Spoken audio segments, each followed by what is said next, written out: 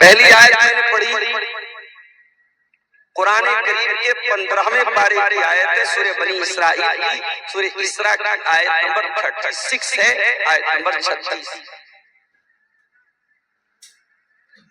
وَلَا تَقْفُ مَا لَيْسَ لَكَ بِهِ عِلْمٌ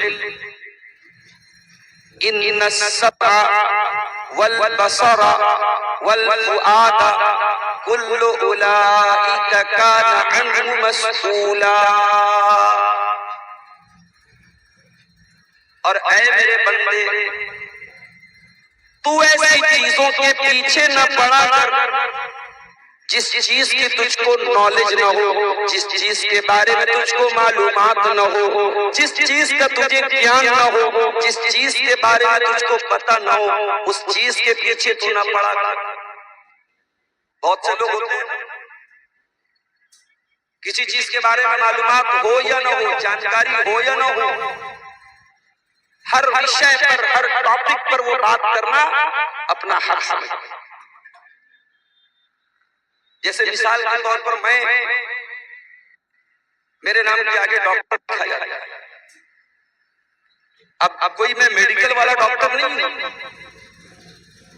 میں نے پی ایچ ڈی کی ڈگری حاصل کی ہے بنارس سے، بنارس ہندو یونیورسٹی سے، تو میں پی ایچ ڈی والا ڈاکٹر ہوں۔ ایک مرتبہ بہار میں میرا پروگرام تھا، بہار سے مراد دربھنگا سائیڈ ہے، بہار تو یہ بھی ہے۔ تقریر کے بعد ایک آدمی میرے پاس آیا، مولانا صاحب کو بات کرنا ہے۔ میں نے کہا کیا بات ہے؟ کہا کہ کچھ پرائیویٹ بات کرنا ہے۔ میں نے کہا ٹھیک ہے، آ جاؤ۔ اندر لے کے گیا، میں نے کہا آپ بتاؤ کیا بات ہے؟ اس نے کہا مولانا صاحب آپ ڈاکٹر ہیں، بیماری کا مسئلہ ہے، پرائیویٹ مسئلہ ہے، میں بتانا چاہتا ہوں۔ میں نے کہا بھیا میں وہ والا ڈاکٹر نہیں ہوں، تم غلط سمجھ رہے ہو۔ اب بہت سارے لوگ وہ ڈاکٹر نہیں ہوتے لیکن وہ میڈیکل، اپنے آپ کو میڈیکل لائن کا ایکسپرٹ بنانے لگتے ہیں اور دوا دینے لگتے ہیں اور علاج بتانے لگتے ہیں۔ قرآن کہہ رہا ہے وَلَا تَقْفُ مَا لَيْسَ لَكَ بِهِ عِلْمٌ، جس چیز کی تم کو نالج نہ ہو اس چیز کے پیچھے مت پڑو۔ یہ تو دنیا کا مسئلہ ہو گیا۔ اگر مسئلہ دین کا ہے، مسئلہ آخرت کا ہے، مسئلہ شریعت کا ہے، تب تو اپنی زبان کو اور بند رکھو۔ علماء موجود ہیں اور آپ بغیر نالج کے فتویٰ دے رہے ہیں حلال ہے حرام ہے۔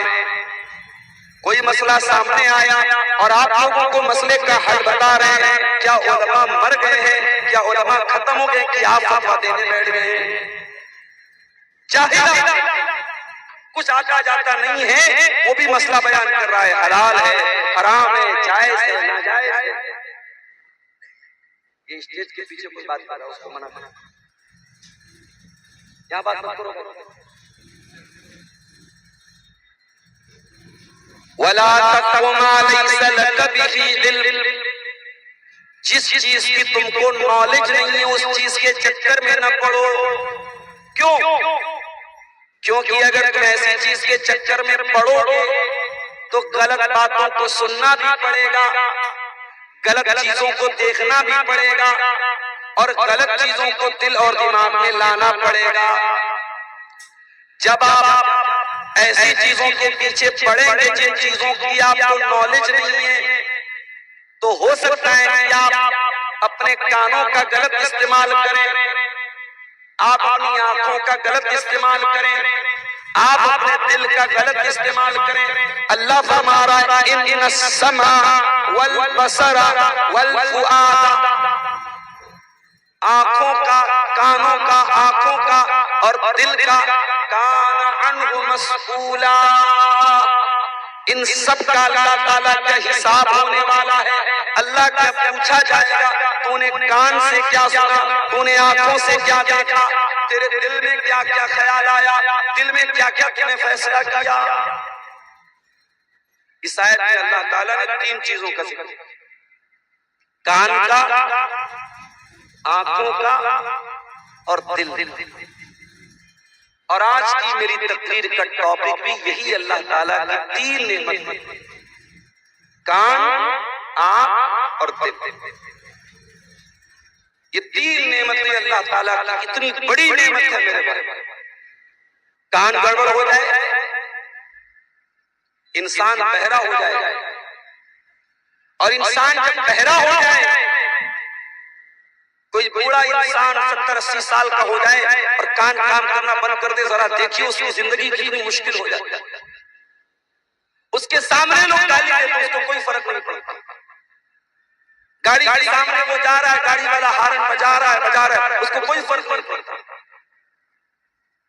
انسان کا کان اللہ تعالیٰ کی بہت بڑی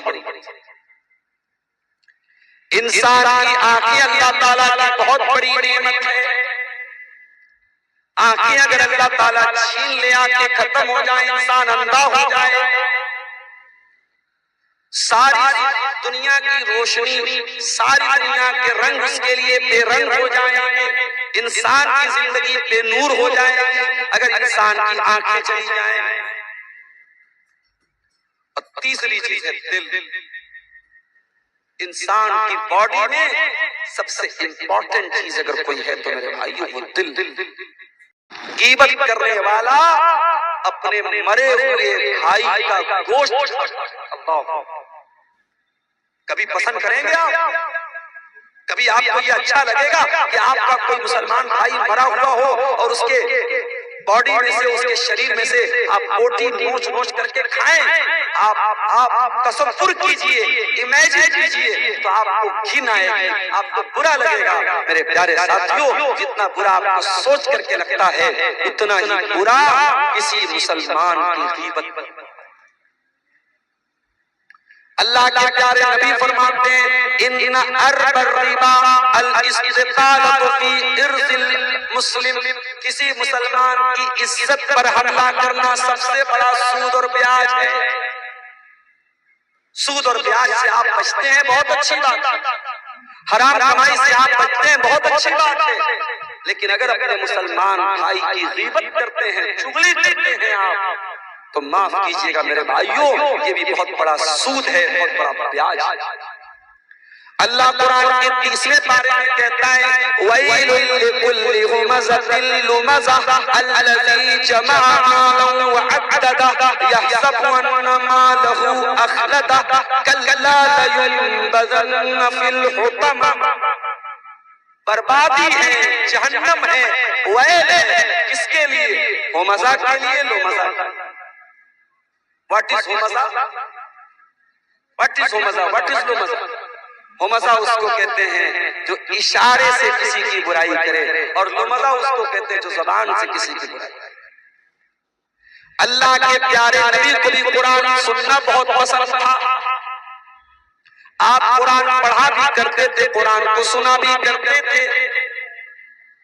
بخاری کی روایت ہے اللہ کے پیارے نبی اپنے صحابی عبداللہ بن مسعود سے کہتے ہیں اقرا علی القرآن، اے عبداللہ مجھے قرآن پڑھ کے سناؤ. عبداللہ بن مسعود نے کہا اے اللہ کے نبی میں آپ کو قرآن کیسے پڑھ کے سناؤں، یہ قرآن تو آپ ہی کے اوپر اترا ہے.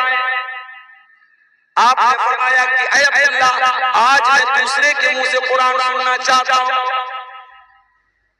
عبداللہ بن مسعود کہتے ہیں میں قرآن پڑھنے لگا. قرآن پڑھتے پڑھتے جب میں سورہ نساء کی تلاوت کرنے لگا اور سورہ نساء کی آیت نمبر 41 کے اوپر پہنچا جس میں اللہ تعالیٰ نے فرمایا فَكَيْفَ إِذَا جِئْنَا مِنْ كُلِّ أُمَّةٍ بِشَهِيدٍ وَجِئْنَا بِكَ عَلَىٰ هَٰؤُلَاءِ شَهِيدًا. جب اس آیت پر میں پہنچا اللہ کے پیارے نبی نے کہا حسبک اللہ، اے عبداللہ رک جاؤ، بس میں نے نظر اٹھا کر کے دیکھا فَإِذَا عَيْنَاهُ تَذْرِفَانِ، اللہ کے پیارے نبی کی دونوں آنکھوں سے آنسو بہ رہے تھے. اللہ کے نبی رو رہے تھے.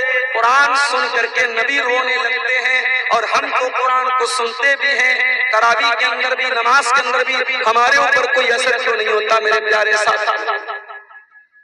قرآن کو سننا نبی کو پسند، قرآن کو سننا فرشتوں کو بھی بہت پسند ہے. ایک صحابی قرآن پڑھ رہے تھے، سورہ بقرہ پڑھ رہے تھے. صحابی کا نام تھا اسید بن حضیر. وہ سورہ بقرہ کی تلاوت کر رہے تھے. ان کا معصوم بچہ جس کا نام یحییٰ تھا وہ بھی وہیں پر موجود تھا، اور ان کا گھوڑا وہیں پر بندھا ہوا تھا۔ جب وہ سورہ بقرہ پڑھنے لگے